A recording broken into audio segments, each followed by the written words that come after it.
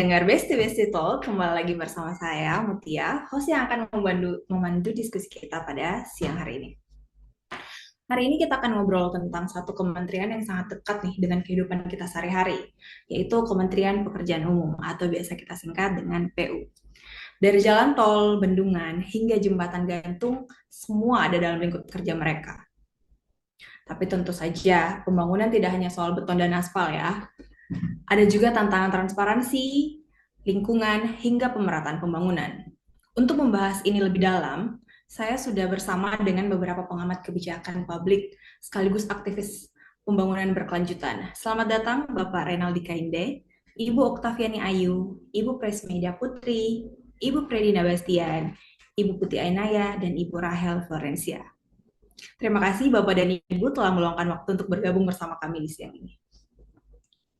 Untuk memulai diskusi ini, saya mau mulai dengan apresiasi deh.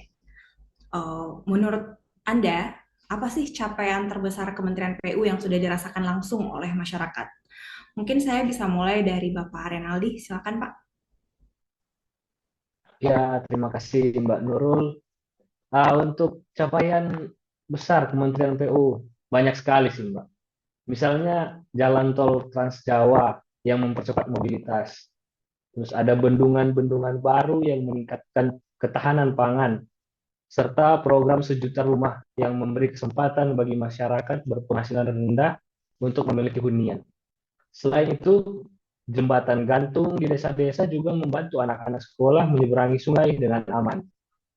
Secara keseluruhan, berbagai pembangunan ini menunjukkan peran besar Kementerian PU dalam memperkuat konektivitas, meningkatkan kesejahteraan masyarakat, dan mewujudkan pemerataan pembangunan di seluruh Indonesia. Jadi, ada banyak capaian positif yang patut diapresiasi dan dibanggakan. Saya kira begitu. Wah, betul. Jadi memang kebanggaan tersendiri ya atas kerja nyata nih, karena kerjanya kan bisa langsung dilihat dan dirasakan ya, yang dilakukan oleh teman-teman di Kementerian PU ini. Tapi tentu saja di lapangan juga banyak nih suara-suara lain, kritik dan keluhan masyarakat baik melalui keluhan langsung ataupun melalui media sosial. Banyak banget kan yang sering kita dengar tuh. Menurut Anda apa sih yang paling sering, keluhan apa atau kritik apa yang paling sering ada gitu? Mungkin Mbak Oktaviani bisa bantu untuk memberikan Terima kasih penjelasannya. Mbak Nurul. Jadi dari masyarakat itu keluhannya rata-rata hampir sama. Pertama terkait jalan. Banyak yang mengeluh terkait jalan yang baru sebentar di aspal tiba-tiba sudah berubah lagi. Terus yang kedua rumah subsidi. Memang programnya bagus, tapi lokasinya sering jauh dari fasilitas umum seperti sekolah, pasar, dan transportasi umum. Akhirnya bukannya memudahkan malah bikin hidup lebih susah. Yang ketiga, adanya proyek besar yang tidak melibatkan masyarakat di lingkungan sekitar proyek. Jadinya masyarakat itu sendiri sering kaget karena tiba-tiba ada alat berat di lingkungan mereka tanpa ada sosialisasi terlebih dahulu. Padahal kalau diajak diskusi sejak awal semua bisa lebih mudah dan solusinya bisa lebih tepat. Dan yang terakhir ada dampak sosial seperti penggusuran atau hilangnya lahan pertanian yang belum sepenuhnya diantisipasi. Kalau aspek ini diabaikan, pembangunan memang tampak rapi di laporan, tapi di lapangan justru menimbulkan masalah baru.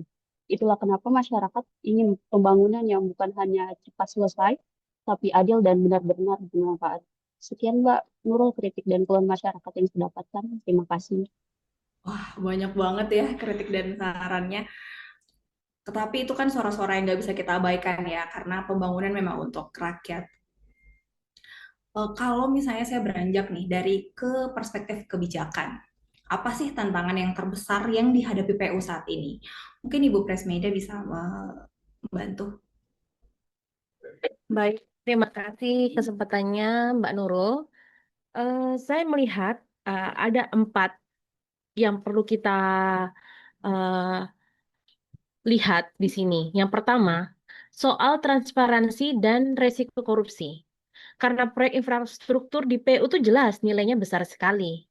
Jika diibaratkan, transparansi itu bisa diibaratkan vaksin, sedangkan korupsinya adalah penyakit. Semakin terbuka informasi dan proses, semakin kecil peluang korupsi.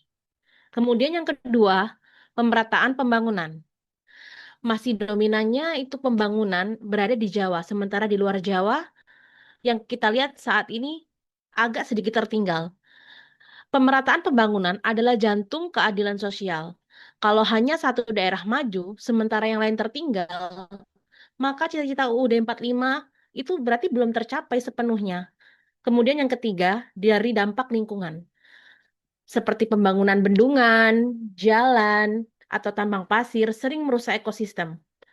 Pembangunan tanpa kontrol dapat menyebabkan bencana ekologis. Tapi yang perlu kita ingat, pembangunan dengan prinsip berkelanjutan merupakan kesejahteraan yang adil untuk generasi sekarang dan yang akan datang. Dan yang terakhir, yang keempat, yang penting juga untuk diingat adalah perawatan infrastruktur. Kita sering sibuk membangun yang baru, tapi lalai merawat yang sudah ada. Infrastruktur tanpa perawatan sama dengan investasi yang cepat rusak. Kalau dirawat dengan baik, manfaatnya bisa dinikmati lebih lama dan biaya juga lebih hemat. Itu dari saya, Mbak Nurul. Wah, itu pekerjaan rumah yang cukup berat ya untuk teman-teman kita di Kementerian PU. Kalau begitu nih, apa langkah yang bisa diambil agar PU semakin baik dan bisa dipercaya oleh rakyat? Saya mau ke Ibu Predina dong untuk menyampaikan. Terima kasih. Baik, terima kasih Mbak Nurul. Jadi ini pertanyaan yang sangat penting ya. Kan kementerian kita ini bertanggung jawab atas infrastruktur seperti jalan, jembatan, air bersih, perumahan, dan sebagainya. Itu semua kan menyentuh kehidupan sehari-hari masyarakat. Jadi kualitas pekerjaan kita ini langsung mempengaruhi kenyamanan, keselamatan, dan kesejahteraan masyarakat. Jadi kalau kementerian bekerja dengan baik, dampaknya itu sangat dirasakan langsung oleh seluruh masyarakat. Jadi untuk langkah-langkah yang bisa dilakukan untuk memajukan PU dan agar bisa lebih dipercaya oleh masyarakat, itu bisa dengan membangun sistem digital yang memungkinkan publik bisa pantau progres secara langsung atau real time. Aplikasi ini bisa menampilkan jadwal, anggaran, progres fisik, dan pihak pelaksana, jadi masyarakat bisa ikut mengawasi dan memberikan masukan. Dan yang kedua, mungkin bisa dengan mengedepankan prinsip green infrastructure, seperti penggunaan material yang ramah lingkungan, pengelolaan limbah konstruksi, serta menggunakan desain yang adaptif terhadap perubahan iklim dan bencana. Terus kemudian yang ketiga bisa dengan meningkatkan kapasitas dan profesionalisme ASN. Salah satunya dengan mendorong pelatihan dan pengembangan kompetensi agar ASN memiliki mentalitas melayani, bukan sekedar menjalankan birokrasi. Dan yang keempat, bisa dengan melibatkan masyarakat lokal dalam perencanaan proyek untuk memastikan pembangunan benar-benar menjawab kebutuhan, serta menumbuhkan rasa memiliki terhadap infrastruktur. Wah, menarik banget ya, Bu Predina. Jadi ada kombinasi teknologi, keberlanjutan, dan peran manusia yang harus berjalan bersama. Lalu kalau kita berpikir nih, atau kita bicara 10-20 tahun ke depan, bagaimana sih sebenarnya wajah ideal PU menurut Anda? Mungkin saya bisa ke Ibu Putih. Silakan, Bu. Ya, Mbak Nurul, terima kasih. Kalau berangkat dari sebuah kementerian yang dikenal dengan kinerja yang sudah sangat baik, saya membayangkan Kementerian Pekerjaan Umum ini nantinya menjadi kementerian yang semakin dipercaya publik. Seperti yang sudah disebut sebelum-sebelumnya, jadi hal yang mungkin kita lakukan adalah transparansi. Ini yang primer menurut saya. Selain itu, selain transparansi, mari kita jadikan PU kementerian yang bersih, ramah lingkungan, dan mampu melakukan pembangunan secara merata dari Sabang sampai Merauke. Jadi merata manfaat yang diterima oleh rakyat juga sama besarnya, semua bisa merasakan, nggak hanya di daerah-daerah yang lebih mudah aksesnya, lebih gampang di reach out, tapi ke daerah-daerah yang terpencil juga. Kemudian yang lebih penting, pembangunan yang dilakukan tidak hanya menghasilkan bangunan fisik, tapi juga meningkatkan kualitas hidup rakyat sebagai penerima manfaat. Jadi, PU semakin menjadi lebih baik lagi sebagai kementerian yang membangun dengan hati dan jiwa demi kesejahteraan rakyat. Wah, harapan yang sangat besar sekali ya untuk PU ini. Kita doakan semoga harapan itu dapat terwujud ya 10 sampai 20 tahun ke depan. Sebelum saya akhiri, ada nggak sih pesan-pesan Anda untuk PU dan juga masyarakat sebagai pengguna infrastruktur nih? Ke mungkin Ibu Rahel ya. Silakan Bu. Baik, terima kasih. Kalau dari saya untuk Kementerian PU, mari kita membangun dengan hati. Kita selalu melibatkan rakyat dalam setiap prosesnya, serta menjaga integritas sebagai dasar dari setiap langkah pembangunan.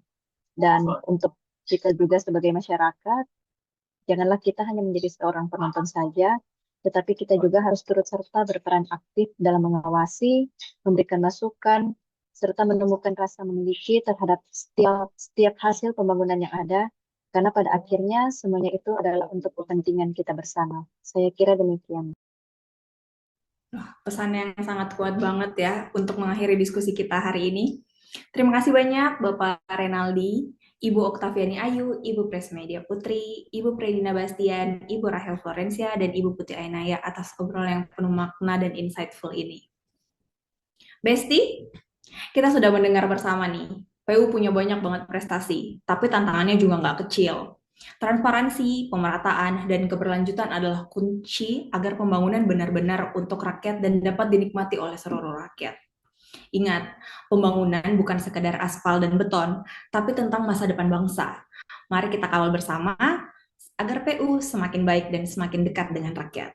Sampai jumpa di episode berikutnya, podcast Besti Besti Talk.